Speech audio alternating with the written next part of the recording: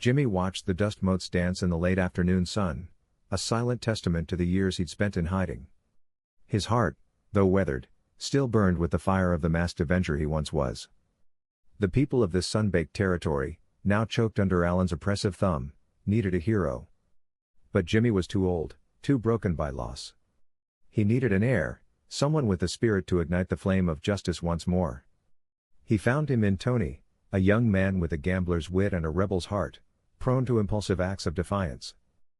"Listen, kid," Jimmy grumbled, pushing a fencing foil into Tony's untrained hand. "This ain't no game. It's A, B, C, easy as 1, 2, 3, but you gotta learn the steps. You gotta know the basics before you can dance with a blade." Tony was a fast learner, his passion a raw, untamed force. Jimmy molded him, teaching him not just the sword, but the stealth, the cunning, and the heart of Zorro.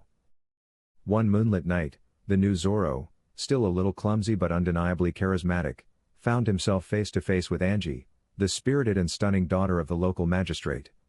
She was a whirlwind of silk and defiance, her eyes flashing with a fire that mirrored his own. Their first encounter was a tangle of wits and near misses, a playful dance of challenge and attraction. Tony found himself captivated. But a bitter truth gnawed at him: Angie was unknowingly intertwined with Alan, the very man he swore to dismantle. "Oh, how can you know what's right when all you feel is wrong?" he often wondered, staring at the stars from his hidden perch. His heart ached, a love so potent yet so fraught with the impossibility of their worlds. He knew their love was a secret, a dangerous game they both unwittingly played.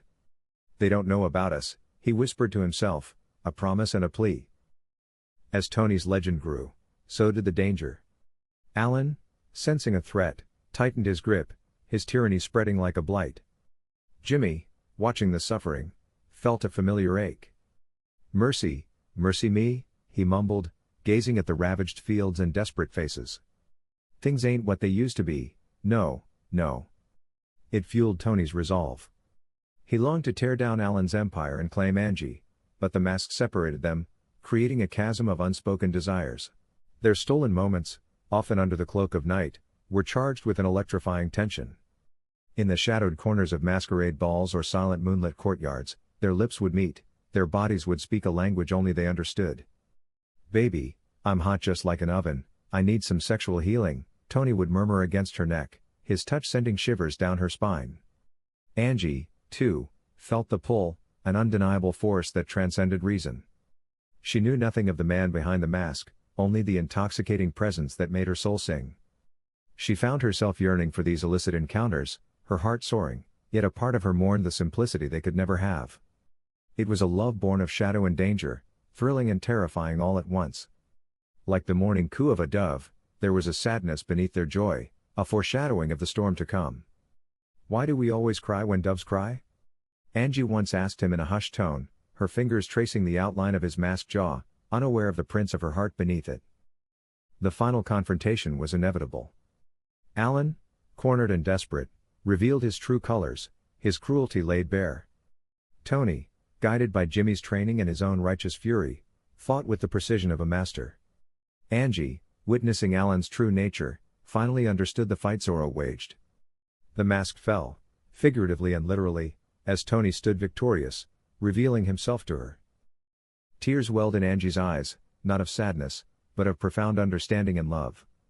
The confusion, the doubt, the questions of right and wrong, all melted away. She saw only the man who had fought for justice, the man she loved. "Some people want a whole lot of things, but if I ain't got you, baby, it ain't no good," she confessed, her voice thick with emotion. Their hands intertwined, a silent promise. Their love, forged in the fires of revolution and secrecy, became a beacon of hope for the newly freed land. Tony, no longer just a gambler but a true hero, stood beside Angie, his mask now a symbol of their enduring commitment. "Always and forever, each moment with you, is just like a dream to me," he whispered, holding her close.